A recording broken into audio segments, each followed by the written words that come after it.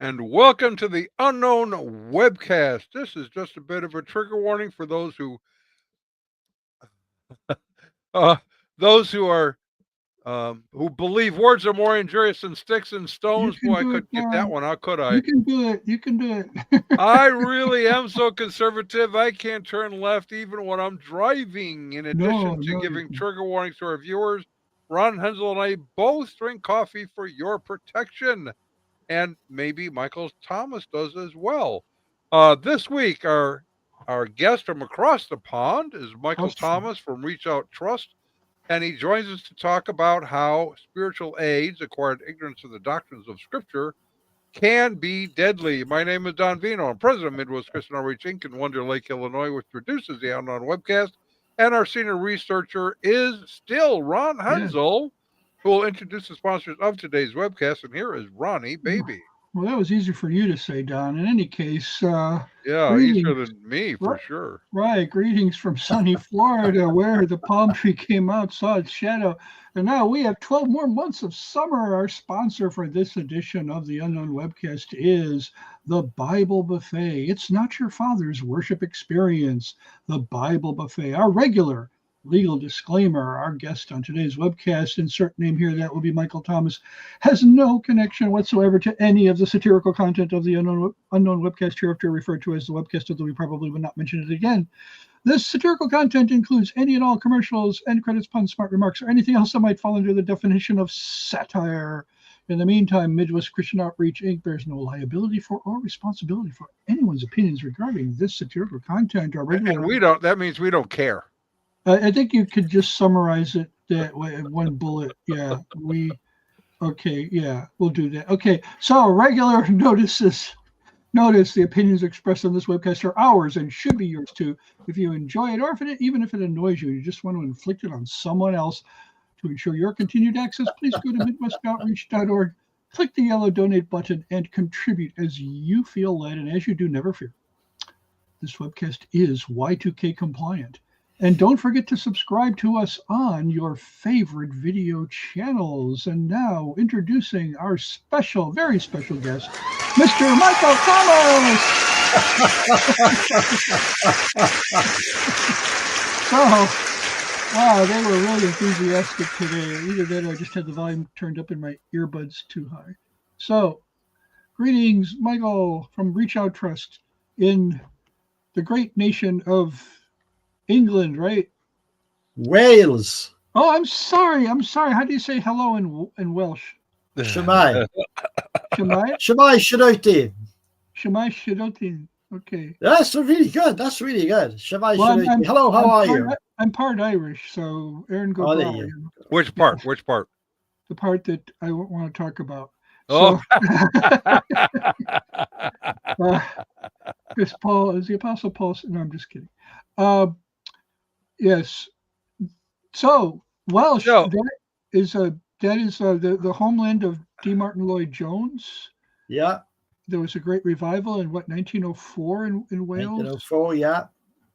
And so, how does it feel to be Welsh? I mean, do you feel like we're the forgotten stepchildren of the United Kingdom, or?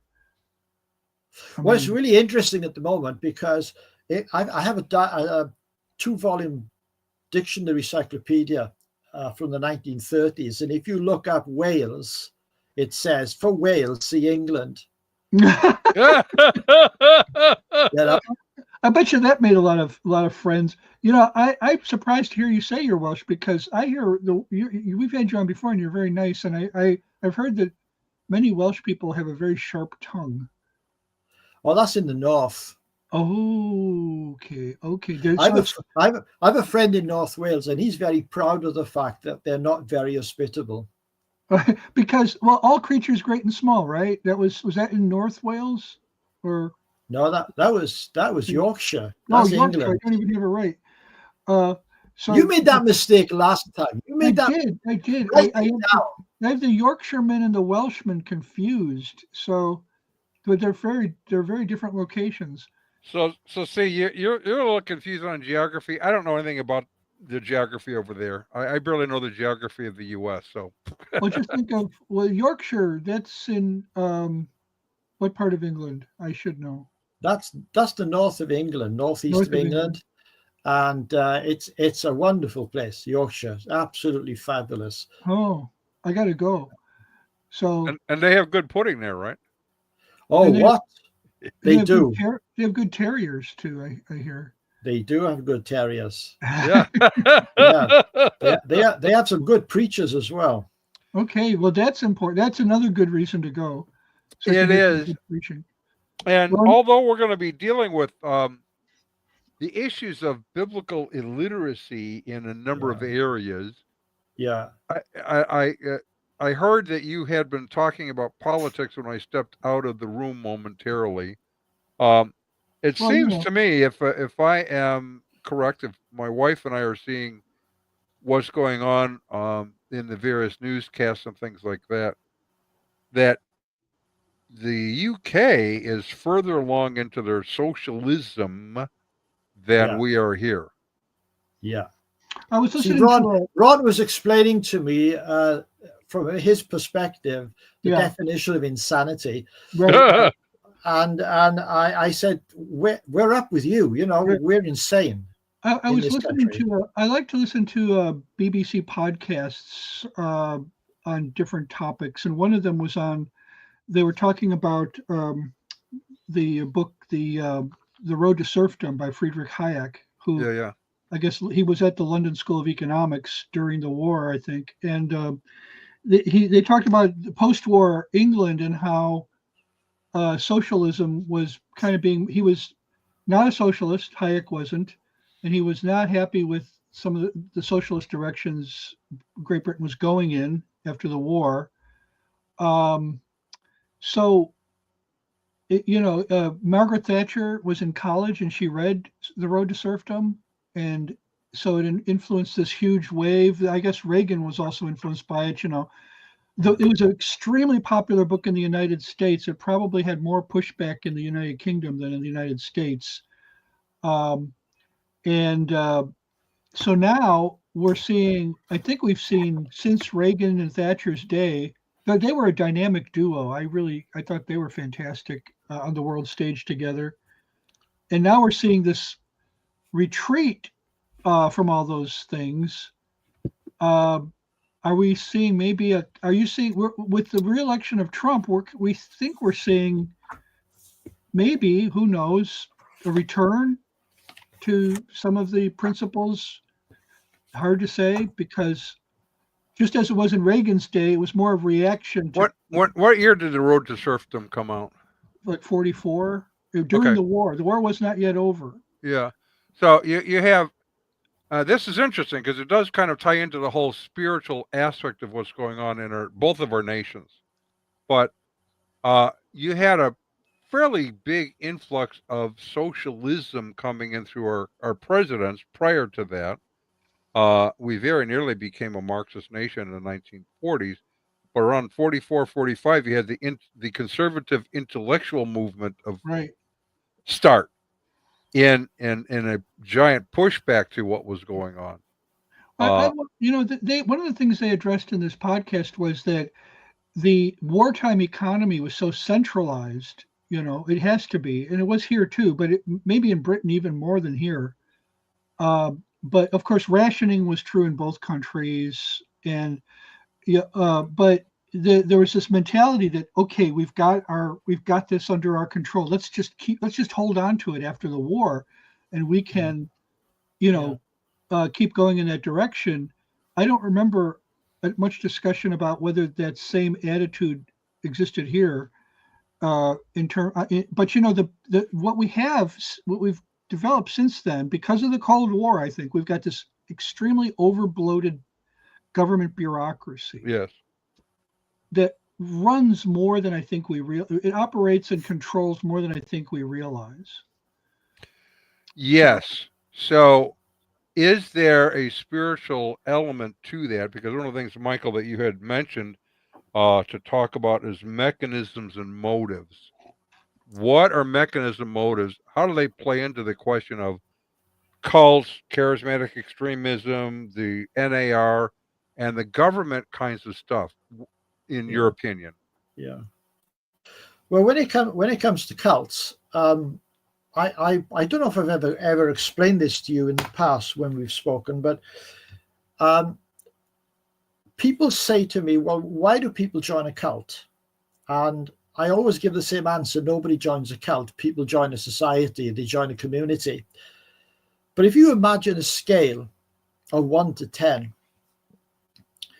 when a Christian, straightforward Orthodox evangelical believer who actually believes the Bible looks at a cult and says, well, how can you fall for this? They're standing at number 1, and number 1 is the baseline. That's where we all stand when we agree on the fundamentals. But they're looking at number 7, number 8, number 9, number 10. Number 10 is the full cult experience. That's where I was when I was a Mormon. I was a Temple Mormon. I was an Elders Quorum president. I had the priesthood. And when you're standing at number 1, number 10 looks really peculiar. But you don't join a cult at number 10. What you do is you join a cult at number 2. And number 2, and I know this from personal experience, number 2 looks a lot like number 1. When you go to a Mormon church for the first time, it looks like a church. It has bench pews, it'll have hymn books, it'll have Bibles. People will dress up for a Sunday and they'll sing hymns, some of which you know. So as far as you're concerned, this is a church. There are differences. There's the Book of Mormon. When I became a Mormon, you couldn't have the Doctrine and Covenants until after you were baptized. Okay, so all you had was this Book of Mormon. You had nothing to compare it with if you didn't have a Christian upbringing. And so when you're standing at number 1 and you're looking at number 10 and thinking, well, these people are dumb. They're not. They joined at number 2. And the great virtue of number 2 is it has a halo effect. It can borrow from the virtues of number 1 because it looks enough like it. Now, when the cult member, and this happens in secular organizations, this happens in politics, when the cult member begins to grow in the faith, they move from 2 to 3 to 4 to 5.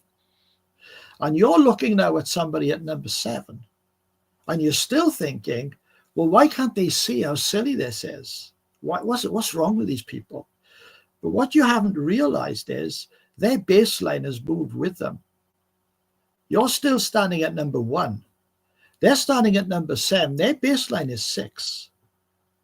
So they know that something's changed, but they see it as growth because that's been their experience in the past.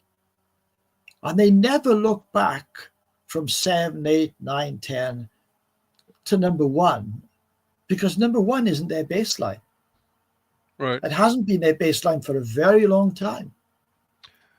Right. And as you move through that, you keep getting warnings from the group to not listen to those outside because they're the tools of Satan or some other nefarious evildoer that might take your freedom away from you. That's kind of how progressivism works today in politics. Is the same sort of thing. Don't listen to the other side. They may take away your freedoms if you do. That's right. That's exactly what happens. And Jehovah's Witnesses are a classic example of this. You cannot get a Jehovah's Witness to take any literature from you. They are warned that this is apostate literature. They're told that when you go out there, you're going out there to teach and not to learn. And you see that in politics. You see that in these youngsters today who are protesting on the campuses. They have no idea what they're talking about. You know, they don't know which river, they don't know which sea, they don't know where the word Palestine comes from, they don't know what a Jew is. They just don't know anything.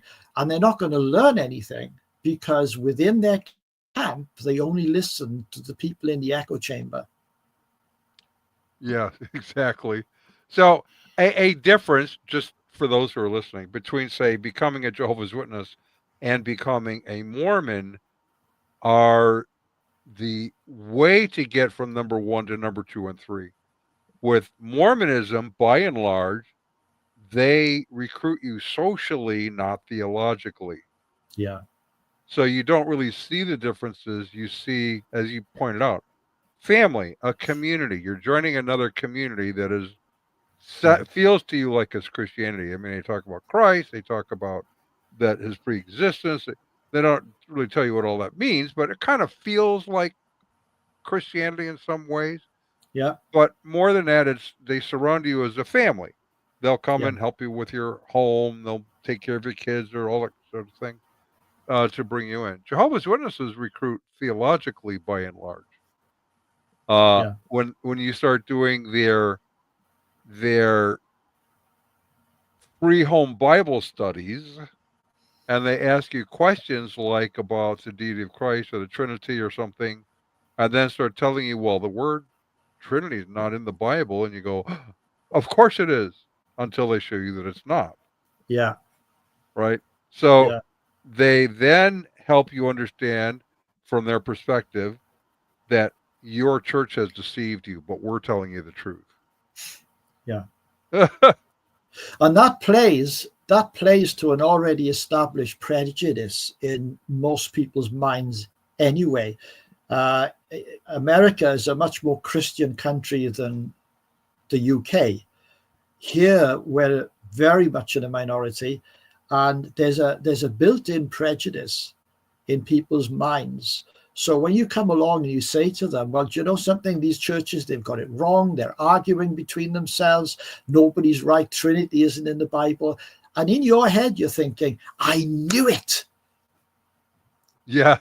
It's just confirming your prejudices. That's all it's doing. Yeah. Okay. So how does that affect this first issue, mechanism and motive? How does that affect that? Well, if you think about the missionary discussions for the moment, okay, I was looking at them again, the latest ones. It's worth having a look. They're online. You can get them and download them. In 4 short paragraphs, they go from Jesus to Joseph Smith. Wow. 4 short paragraphs. 2,000 years of Christian history wiped out. I have them here. All they say is, from the beginning of the world, God has revealed the gospel to his children through prophets. He has done this through his Son, Jesus Christ. Anciently, Jesus revealed the gospel to prophets such as Adam, Noah, Abraham, and Moses, but many people rejected it. 2,000 years ago, Jesus Christ himself taught his gospel and established his church. People even rejected Jesus. Soon after his death, there was a widespread falling away from the Lord's truth and church. The fullness of the gospel and the priesthood authority were no longer on the earth. Centuries later, can you see that jump? Centuries later, God called another prophet, Joseph Smith. God restored the fullness of the gospel through him and authorized him to organize the Church of Jesus Christ again. See, what you've done there in just a few paragraphs, you've established a form of dispensationalism. You've got the idea that God always speaks through prophets. You've got the idea that people rejected Jesus and the church. And the Mormon message is the restored message. And everything we hear after that must be true. Right. So they've established it. And here's one of the things, and we've talked about this in the past. Most of us develop our worldview by osmosis. We get it from the books we read, the television we watch, the radios we listen to, the peer pressure, the people we hang around with. And so when you're sitting reading this or having it read to you, you don't have your discernment screen up. And so this stuff just sort of infiltrates your mind without your being aware of it, and you embrace this new worldview that you've been given without question. And then, as you point out, everything after that is built on this false information that you already have bought into. Yeah, that's right. You've got nothing to compare it with. When I was first looking at Mormons, there was only one guy who was a Christian man. He and his wife lived next door to us when I was 18. I was still at home. And he was the only one who made any effort towards me. So I had nothing. I had nothing to compare it with. I had no Christian upbringing. And I just looked at it, and it was exotic. It was Americans who, they're commonplace where you are, but we don't see that many of them here. And it's all very exciting. They want to talk to you. They want to tell you stuff. And you have questions. I'd already been asking questions. And nobody had answers. But these guys came along and they told this story. But the story they tell is very different. As you know yourselves, Mormon cosmology is wild. You got this idea that God is an exalted man and men can become gods. And it's all about me. It's all about me. Right. So I get to be a god of my own planet with many wives that I have to keep eternally pregnant. I mean, for a man, that can be appealing. It's a hard gig, but somebody's got to do it, So how do we move from that to, I don't know, charismatic extremism? How does that as we enter into this, I want to point something out. We can disagree on whether the sign gifts are extant today or not. Yeah. That is a valid discussion as long as we are following the biblical teaching on how they are to be used, I would say. But how does that then move into charismatic extremism or the New Apostolic Reformation? They're kind of in the same camp there. Okay, let's speak to motive. Okay, when you understand this scale and you see how people are bamboozled, the temptation is to be all sympathy. The temptation is to say, well, they can't help it. They've been fooled. They've been hoodwinked. And that's true. It is true that they've been hoodwinked. It's true. But you pointed out, Ron, that it's a pretty good job for a man, being god of your own planet and having all these wives and all the rest of it, That's a temptation. It's a living, It's a way, yeah, it gets you there. Good work if you can get it, yeah, okay. But give me some peace and quiet as well, Come on. But when you look at Mormonism and then you look at the extremes of charismaticism, which is, and they're still a minority. The extremes are a minority. Let's be straight about this, okay? Most charismatic people I know are pretty sensible, reasonable people who believe in the Lord and they believe in the gifts. But when you look at the extremes in the New Apostolic Reformation, we need to understand that people are giving in to temptation. They're giving into the flesh. Now, if you have something like a healing meeting, people go to healing meetings sometimes in desperation, and you can feel for them, can't you? A loved one is really suffering, maybe dying, and maybe you yourself are really struggling with a bad health problem. But a lot of people go to meetings, these rallies, because they're greedy. The man of God up front, he says, if you'll just sow $100 or $1,000, you'll be rich. Well, why would you do that? Because you're giving in to greed. You're seeing something you haven't got and you want it. And when you think about what Paul says in the first 3 chapters of Romans, how no one seeks God. We're all sinners. We've all turned away. We've all gone our own way. And when he talks about how men and women have given in to their own lusts and worship the creature, not the creator. That's who we are before we're saved. And people give in to that. And people are greedy and people want more. They want a bigger car. They want a bigger house. And so these guys promise this. So they do move along that scale of 1 to 10. And we do need to open their eyes to the truth. But we also need to challenge them about their motive. for what they're doing. They're sinners. We are all sinners, and we need to submit to Christ, not to submit to the lusts of our hearts. Well, that really then comes into play with things like Richard Rohr and the Enneagram is kind of the same, going down the same path, is I need to know why I do the things I do. Well, the Bible actually tells us why I do what I do. But they're looking for a different reason than what the Bible says. Oh, the reason is that I really am good. I just forgot that I'm good. I really am already connected to God. I just forgot that I'm connected to God. I make little post-it notes to remind me that I'm good, so that I don't have to read Richard Rohr. I just remind myself. Yeah.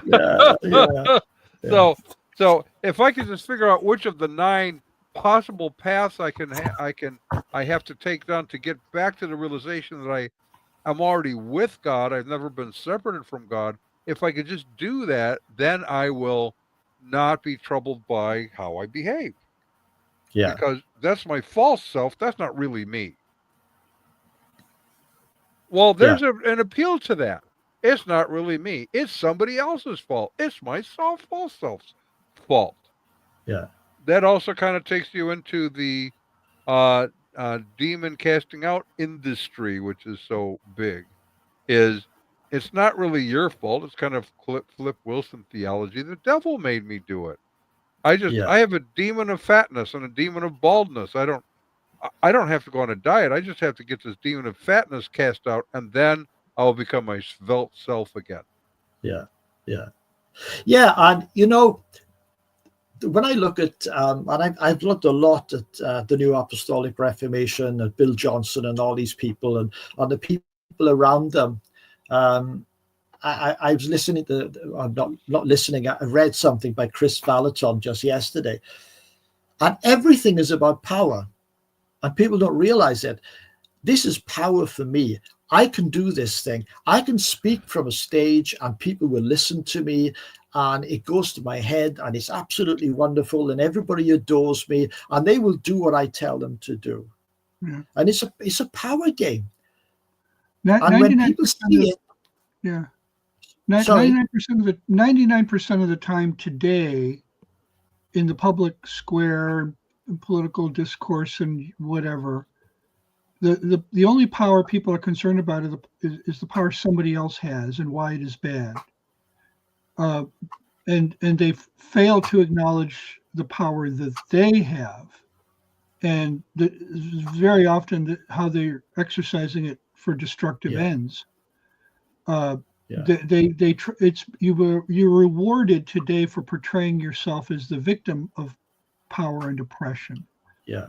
So therefore, we have a very disproportionate focus on, for example, female victims of males, even though we know there's a statistically significant a level of male victims of females, including physical violence. It's statistically significant. It may be, obviously because of the testosterone imbalance and other things.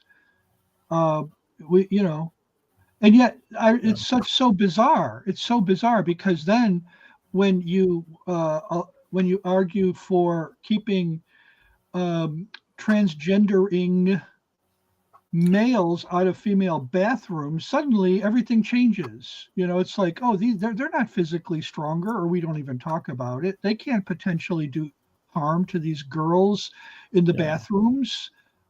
It's a totally insane approach to reality, because it is, first of all, spiritually insane. Right. It denies it, and here's where Christians have really dropped the ball. God's created order was not only good, it is it's a form of law. When God made male and female, he put in certain physical rules. The male will always, as a rule, not as a 100% absolute, but as a rule, the man is going to be stronger than the woman and should protect her. Well, it's we need to get back to the right power in the right hands, exercised in the right way. When it comes to this hypercharismaticism, that's power that's being exercised in the wrong way, and it's influencing people to their ill, to their damage. What you're talking about, Ron, it's a bit different where I am, because we're closer to Europe, and we have a huge problem, a growing problem of Islam. Yeah, It's a massive problem. well, back in 1978, I was in Bible college in Oak Park, Illinois, right next to Chicago, and we had a visiting speaker on a missions chapel, and he was in London. And he was saying back in 1978, a new mosque goes up in London like once a month. Yeah. 1978. Maybe he said once a week, I forget. But I mean, we saw it. I mean, we were told about it more than 40 years, or well, man, that's like 46 years ago. Wow. Yeah. So one of the things that you mentioned is about the power of men and their infiltration now into, women's bathrooms, for example, which actually puts them more danger. I have argued, and until someone can persuade me that I'm just wrong, will argue that the reason this is happening is because we've lost the biblical idea of manhood and womanhood, which has little to do with whether you want to be an accountant or a carpenter. It has to do with other things. Camille Paglia, kind of interestingly, made a statement. Now, she's an atheist. She's a psychologist. She's a lesbian.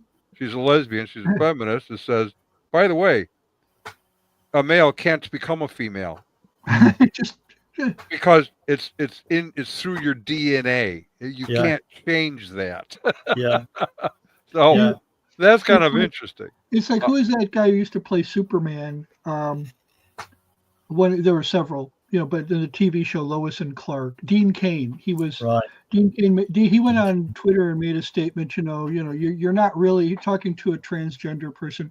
You're not really a woman. You're a man. And then somebody thought a really quick retort would be, well, you weren't really Superman. He goes, that's right. I pretended. Yeah. Perfect comeback, Yeah. Right. But it's rather ironic, because where I am, it's a serious problem, because there are so many left-wing people, far left-wing people, who seem to not recognize that there's a difference. I mean, I believe in the equality of men and women, but that doesn't make them the same. No. They're different. And the same thing happens with multiculturalism. That's why Islam is a problem, because they refuse to acknowledge that different people come from different cultures with different standards and different ways of living. And one of the reasons that over here in the United States, what has been going on, and I think it still is if a man even like lightly slaps his wife on the hand, and I can actually cite a case. Where a man he slapped his wife on the hand. It was in anger. It didn't leave a mark. It happened 40, 30 years ago. And people have tried to expel him from the ministry, even though as soon as he did that, he checked himself into counseling and started repenting 30 years ago. And you talk to those same people and you say, well, what about Muslims who beat their wives? And, well, that's okay. I'm not going to go there because that's their culture. Okay. So we have a total lunacy going on. We have a case, a live case now in this country, of a father who beat his little girl, and she died.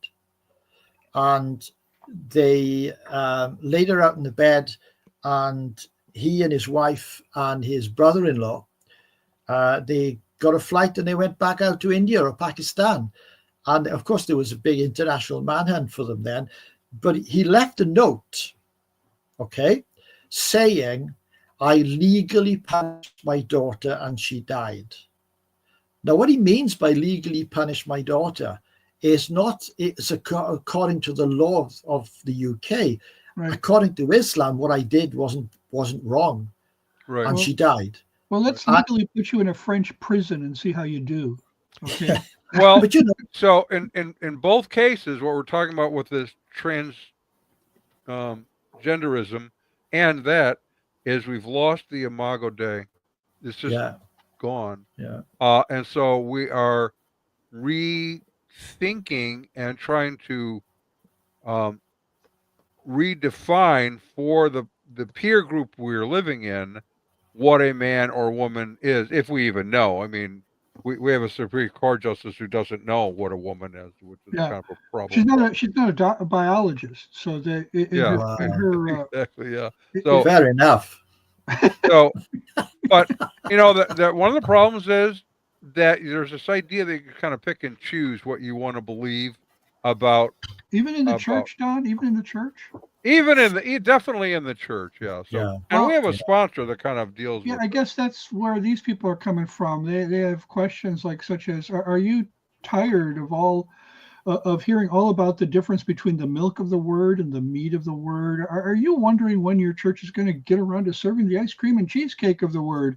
Does your pastor take that whole Bible thing way too seriously? Well, then you need to check out the Bible Buffet. It's not your father's worship experience. Everything at the Bible Buffet is prepared with your comfort and enjoyment in view. Everything there is gluten-free, trans-fat-free, and truth claim-free. And all of their dishes are piping hot and ready to eat. And even when COVID comes back and people are lining up to get re-injected once again, it is always open thanks to Bible Buffet's carry-out. Their regular Sunday specials include Arian appetizers, Sibelian succotash, Galatian goulash, Gnostic nut salad, Pelagian pie, and Socinian salad. And don't forget, the Bible Buffet is a fully accredited ministry of the Church of Smorgasbordianism. The Bible Buffet, it's not your father's worship experience, but it should be yours too. Okay. I'm glad. Oh my word. I love that. That is superb. So we aim to please here. This is one of the many services we provide. So with each of these things we've talked about, when it come back to the core question of why is this going on, it is a lack of biblical understanding or total rejection of the Bible.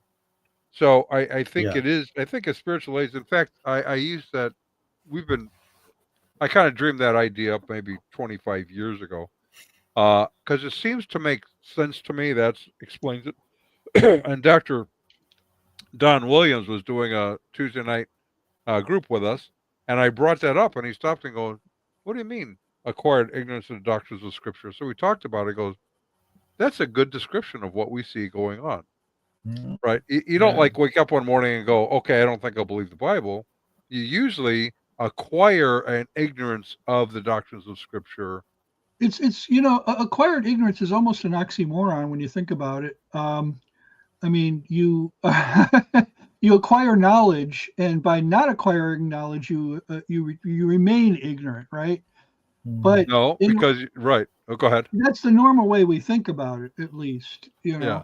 Right. So when you say acquired ignorance, I mean, how can we describe some of the ways that this comes about? Yes, I can, because what happens is you have knowledge that you had acquired, say, in church or Bible study or something, and now you start acquiring something that replaces it. See, or just like Satan, did God really say? Right. Right. Well, I guess that ends up doing the same thing, functionally equivalent. It is pretty much. Or you have the Tower of Babel. We've talked, and Carl Teichrib and I have talked a lot about this recently. Is what we're seeing now is a recurrence of the Tower of Babel. We're calling it the Tower of Babel 2.0, where humans are going, I don't really like what God said, so they know what it is. I have a better idea.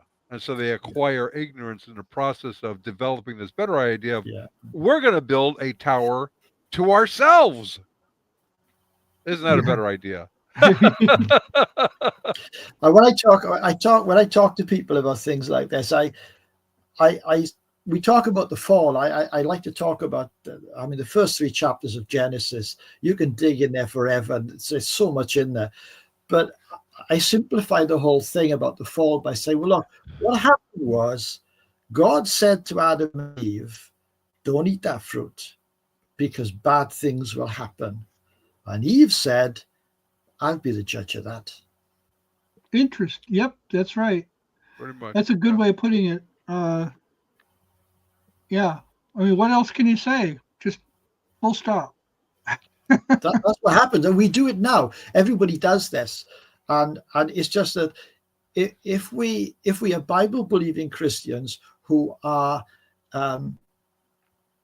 trying to be faithful by the leading of the Spirit and in the power of his love, we examine ourselves, we know ourselves, and we say, well, no, I'm doing this thing and I'm not supposed to be doing this thing. And we repent. But so many people, whatever suits me. I'm sure God would be okay with that. Yeah. He's a God of love. Yeah. Yep. That's all it takes. He's a God of love. That's all we have to remember is he is a God of love. That's true. Yeah. Okay. So how do we then move on to the next thing? Because there is a next thing which has to do with kind of church leadership. Tell us who Justin Welby is, which is not Marcus Welby, who's a character we remember from our younger days on television show. Marcus Welby is a wonderful doctor who would actually do house calls. Justin Welby. Who played Marcus Welby? What was his name again? Robert Young, was it? Yeah. Okay. Yeah. Now I can go forward. Before I was stuck there. It was bothering you. That was just. I was like a phonograph needle that kept going back. You know, Robert. Yeah. Oh yeah. Okay. Thanks. Okay. Okay. Yeah. So now, unlike that, we have Justin Welby. Why is Justin Welby important, and why should we care? You shouldn't care. You shouldn't care that much. Justin Welby is the Archbishop of Canterbury, and he's just resigned. He's resigned over a very serious issue of abuse in the church, and something he knew about. A fellow by the name of John Smythe, who for years, decades, got a kick out of slapping and caning boys. He was a sadist. He was, yeah. Well, you know Carl Truman? Have you heard his name? Yeah, I know Carl Truman. He's been talking about that occasionally. It comes up every once in a while. Apparently, it's a story he's following, and it's tragic. It really is. The Archbishop of Canterbury is a political appointment, and there's a lot of politics involved in being the Archbishop, but it shouldn't be to the exclusion of the Christian faith.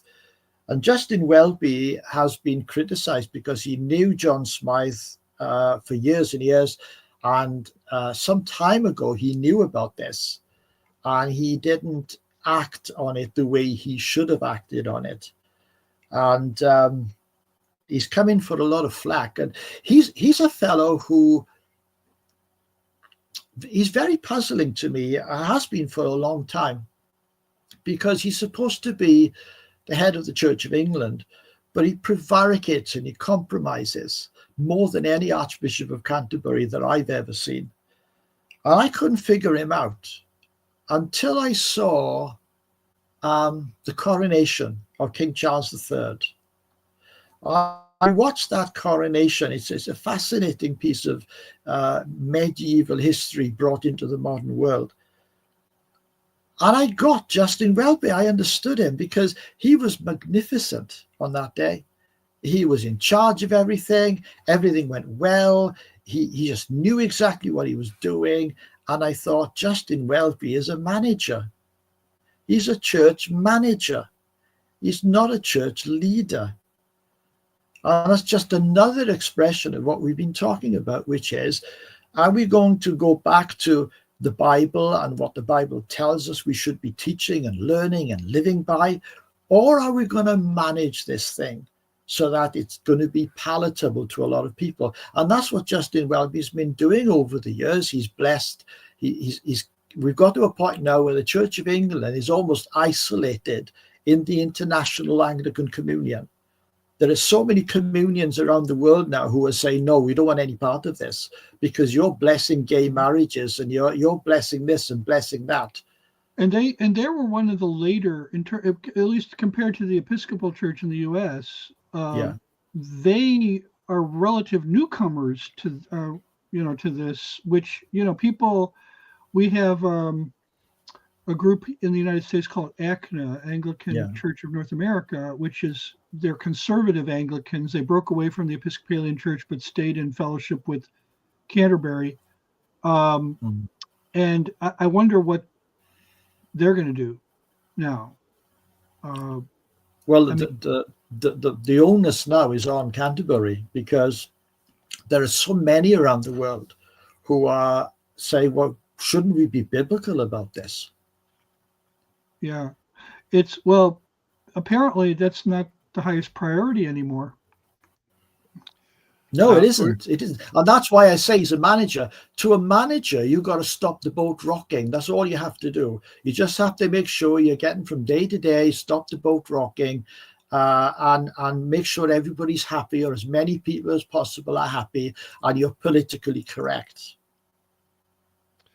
All right. I want to come back to that in a moment. I just want to answer this question that Jennifer raised a few minutes ago. When all these children have been chemically or surgically castrated, grow up and realize what has been done to them, won't they be filled with rage? Those things can't be reversed. And the answer is many of them already are. Yeah. So it isn't a question of will they. The question is only how many. We're already seeing a big detransition or movement. And if you listen to these people, they're upset. They're some of them are in rage. Some of them are just in absolute horror. And so many of them have these stories of being pressured. Right. And then when they wanted to detransition, they were abandoned. They were just like, no, they turned around looking for help, and there was none to be found. I think many of them did, but it was not. It was they. Yeah. You should have to, if you want to have your body technically, like she said, castrated, I would add the word mutilated. If you want to have your body mutilated, you should have to really work hard to talk your physician into that. Yes, right. But we're back to the question of we've lost the Imago Dei. And so suddenly I am not what I am by God's creation. I am simply a product of evolution, and I can change it at my will. So we have a different worldview.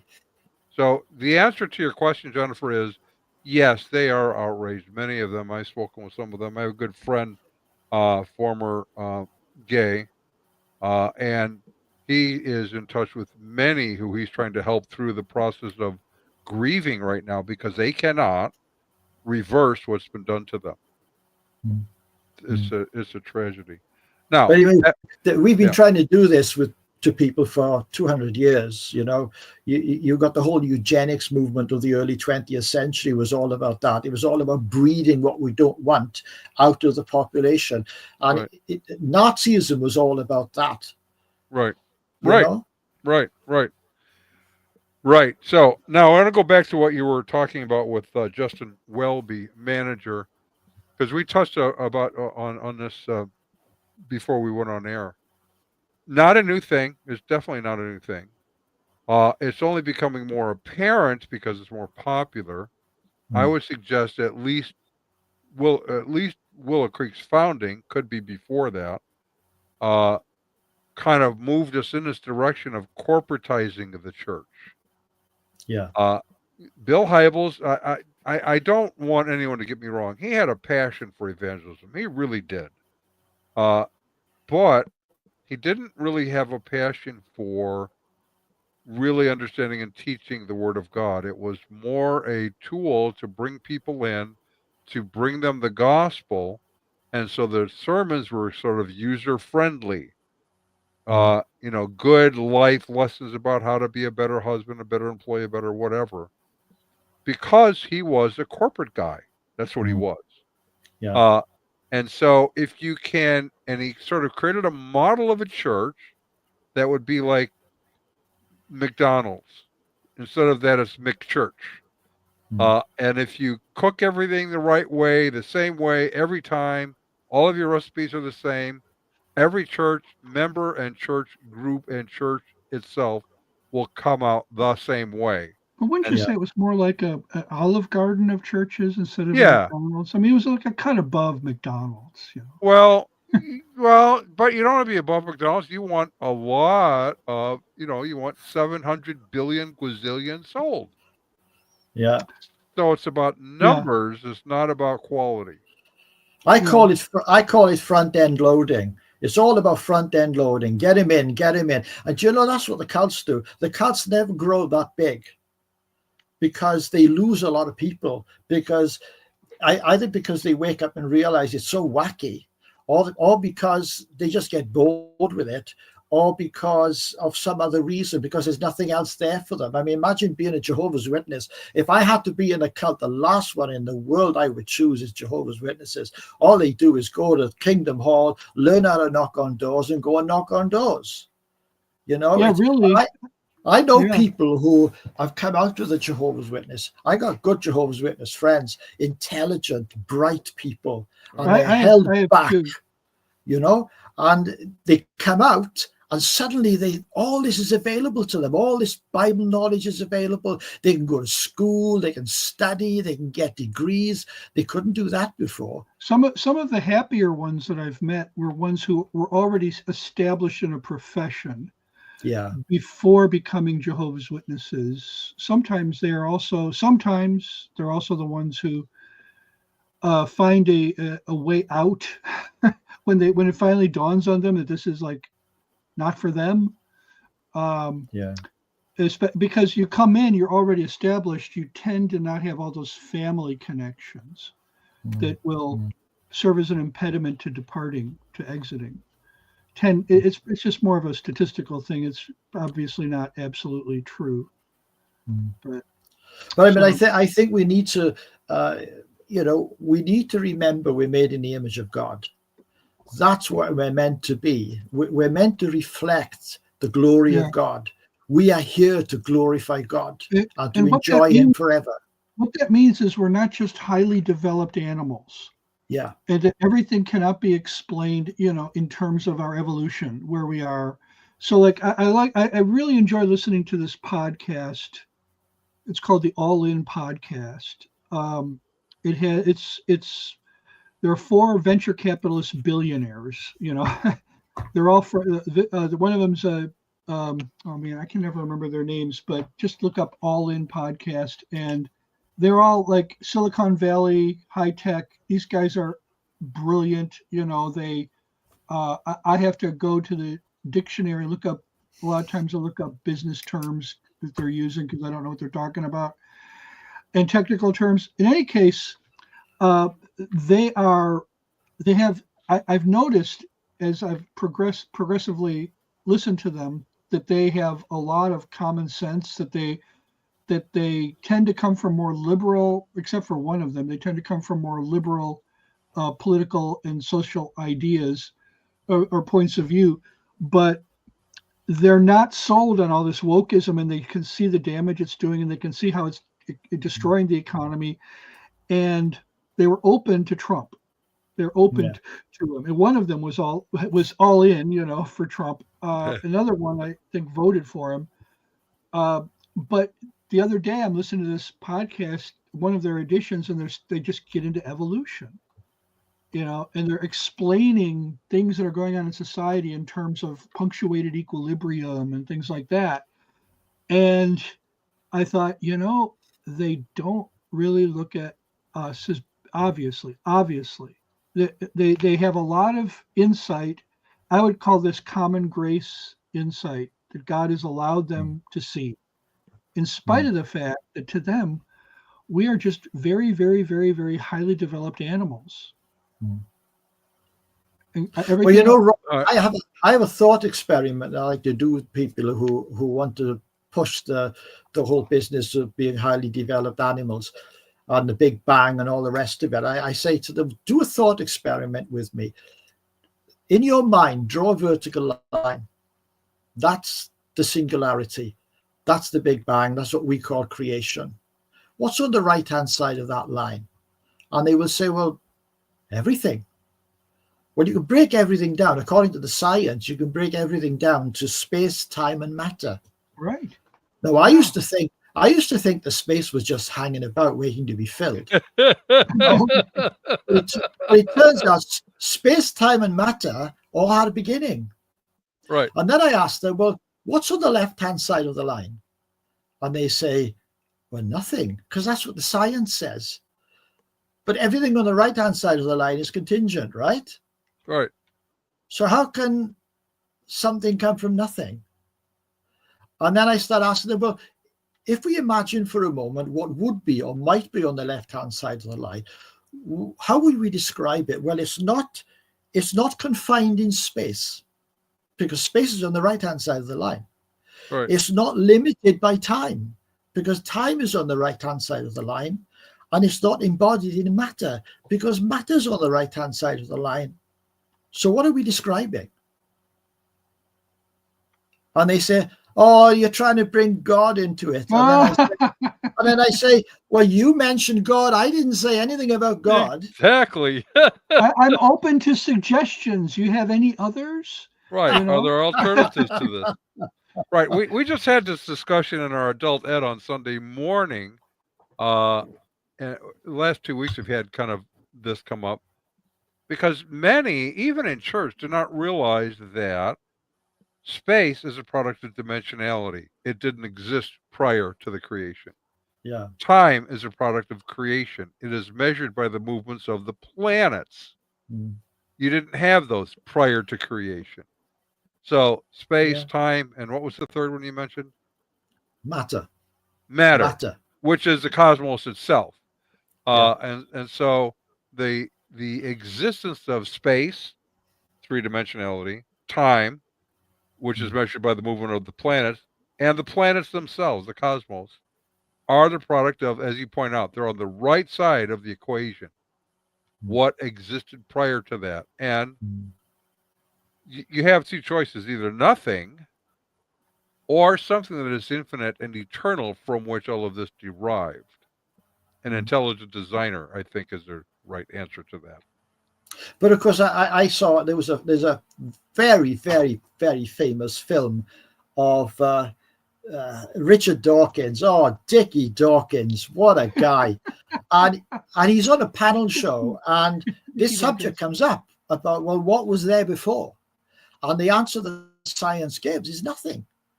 And then he starts explaining how interesting nothing is. And he starts to explain about the scientific inquiries into the nature of nothing. And the audience starts laughing. And Richard Dawkins says, why are you all laughing? And there's a Catholic archbishop 2 seats away from him. And he looks across to Dawkins and he says, they're laughing at you trying to explain nothing. Yeah, I forget. This is a paraphrase of something that was said by more than one person. One of the people was Orwell, but there were others. This is something so foolish only a highly educated person could believe it. But the versions of that statement go way back to Plato, I think, or somewhere around there. It's the average person is way too smart to buy into something that the elite educated class accepts as just normal. So, well, it comes back to what you were saying about we believe what we're influenced to believe. We take on board what's around us unless we stop and think about it. And the Christian faith, the Christian journey, I like to call it, is a journey of discovery and a journey of learning that is deliberate and that is intelligent. And if we're not doing that, I've been looking recently at the difference between restorationism, which is a big thing today, and Reformation. And when you look at what God said to Israel through Jeremiah, God said through the prophet, stand at the crossroads, find the ancient path and walk in it. Yeah. And then he says, but you would not. And you know, when he says find the ancient path, he's not saying find the old ways. He's saying find the established path. It's an established way, established by God. And restorationism says, well, that path doesn't exist. So you have to have this guy who goes up the mountain, into the desert place, into the secret chamber, and then he comes back and says, but this is what God told me. You know, what when you were talking earlier about how in Mormonism, they start with Jesus Christ, and then 4 paragraphs later, they're talking about Joseph Smith. My thought was that's typical of a restorationist approach to history.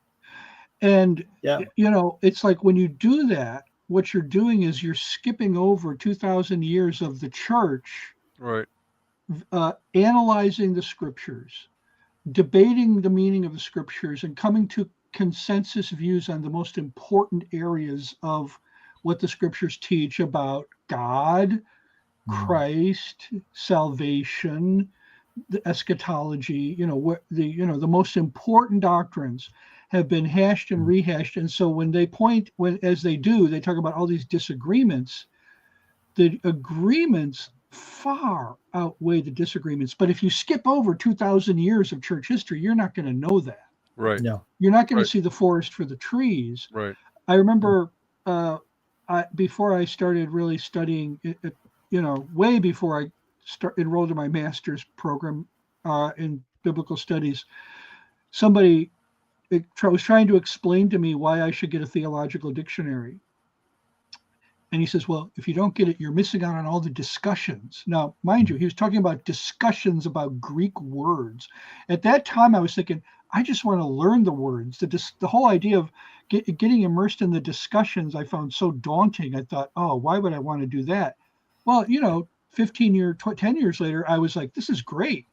I'm getting into these discussions, and likewise, I was doing it in the area of historical theology, and I realized that the discussions, who's carrying on these discussions? Members of Christ's body. Right. Usually. I mean, every once in a while you get a liberal who's probably not a Christian, every once in a while. Even they have insights into the text. Right. But for the most part, I'm concerned about what are the members of the body of Christ saying. Yes, they disagree on many points, but where do they agree, and where do we come to? And these restorationists, some of them have thrown 1 million babies out. Oh, yeah. With the bathwater. Yeah. The Mormons are a prime example. They've literally put a pagan baby in the bathtub in place of what God put in the Word of God. Right. It's hard to imagine anything more horrific. One of the things Go ahead. One of the things I've been doing for some time now, I've been looking at the restorationist claims of all these different groups, and I've been asking, well, who are they criticizing? Who are they finding fault with? Let's find out what that fella's got to say. I mean, at the moment, I'm reading Calvin's Institutes, and it's eye-opening. You don't have to agree with a guy on every point, but you need to ask yourself, do I reject this because I understand it, or do I reject it because somebody's told me to? And usually it's the latter. It's like you don't have to read Calvin for just 2 paragraphs to realize you're not dealing with someone who's simply a dogmatist. He starts out talking about which comes first, the knowledge of God or the knowledge of ourselves? It's like, who expected him to start there? Based on all the caricatures of Calvin, and you realize you're dealing with a man who wrestled very deeply with the question of our relationship with God. And how do we even begin to wrap our hands around what it is to know him? So anyway, so it's a totally different. You don't get that from social media, or you don't get that from the latest expose book on why Calvin was an evil devil. Which of which there are many. Yeah. I know. I've been looking at catechisms, and in the early church, you did about 126 hours of catechizing. It's amazing, isn't it? It's a fantastic thing. Yeah. I was just to if I could get another minute in here. I was listening to one podcast that was discussing that this morning, how they catechized for like a year before you could be a full member, and how different that is from our megachurch approach today, where we're trying to just grease the sled, get them in there as quickly as possible, right? Get them in, get them wet, get them joined. Right? Yeah, right. Exactly. And it should be time. You need to learn what it is that you're embracing, and it's too often not the case that is what is going on. And if we're in a world that's more like the pagan world of the first 3 centuries than any time since those centuries, which we are, then why wouldn't we at least consider the way the early church did things? Because, so many people just are not, 20, 30 years ago, 40, 50, you'd have people who had some kind of smattering of Christian influence. But, so often today, I'll run into young people who, they have no clue. They don't even, they can't even tell you recite the Lord's Prayer. They don't. Right. So, well, we could actually spend hours or days on this, because it's really a core topic to the faith. Yeah. As you pointed out, you're reading Calvin's Institutes. Ron, I think, is memorizing Calvin's Institute. Well, I'd love to. I wish I could say I was memorizing it. And as most that watch us know, I'm not a Calvinist. I'm predestined not to be a Calvinist. But yes, you are. At this point, but when you arrive in heaven, it's like Steve Brown this morning said, I'm not, I've never said, you need to be a Reformed Presbyterian to get into heaven, but why take the chance? But you guys both landed on something that's really, really, really, really, really important. We all agree on the essential doctrines of the faith. Yes. And as it happens, the reformers are the ones who reminded everyone what they are, for the most part. And that's an important aspect.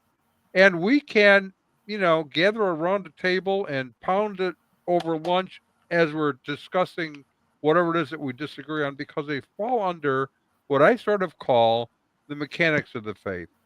How does God do stuff, and how do we corporately worship him? Those things are sort of up for discussion. We can work through those things. We don't have to divide over them, because what makes us family, and that's what we're talking about, are really a couple of things.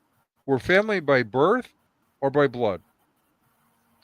My granddaughter is my family by blood, or no, by blood or adoption, those two things. She is my family. She's my granddaughter by blood. My son-in-law is family by adoption. When he married my daughter, he was adopted into the family. As it happens, as believers, we're in the family by blood and adoption. His blood, and we're adopted into the family. Yeah. So we may disagree on a lot of things. My daughter and granddaughter live in different homes. They have some different traditions, different ideas. They're wrong, but I pray they will come to their senses one day. In the meantime, we're still family. Yeah. And we forget that. We can disagree as family on these issues and still care for one another anyway. Yeah. So, that's right. We're family. So, Michael, thank you so much for joining us. We're 10 minutes, almost 11 minutes over. I'm not going to apologize, because we don't care that much about clocks, but we do want to be good stewards of the time those who tune in give us. So with that, we will see you all next week. Ron, will you walk us out of here? Let's give credit to whom credit is due. Our resident cult leader profiler is Kneel Before Me. Our wardrobe manager is See How It Fits You. Culinary services are provided by Chef Ham and Cheese. Our tinfoil hat provisioner is Just In Case. Jehovah's Witnesses coverage comes from Armageddon and The Opposer. Our Mormon archives manager is Polygamus. Our Little Denominations bureau chief is Lucy Goosey. Our transgender issues coverage comes from Ben Hur. Special correspondent for cults based on the Hindenburg disaster and flying turkeys, Ode to Humanity. Our fact-checking supervisor is Joe Pulling. Technical assistance comes through Mookie Research. Our legal advisors are at the law firm of Dewey, Cheatham and Howe. Our grievance resolution director is Giovanna Pisami. Our director of privacy assurance is Wiretapping. And original idea sourcing comes from Drew A. Blank. The Unknown Webcast is a production of Midwest Christian Outreach Inc. in cooperation with Emergency Manicular Productions, both of whom are solely responsible for this content, although you will never be able to prove that in a court of law. Never. At least no one has yet. Yes. See you all Let's do next the week. royal wave,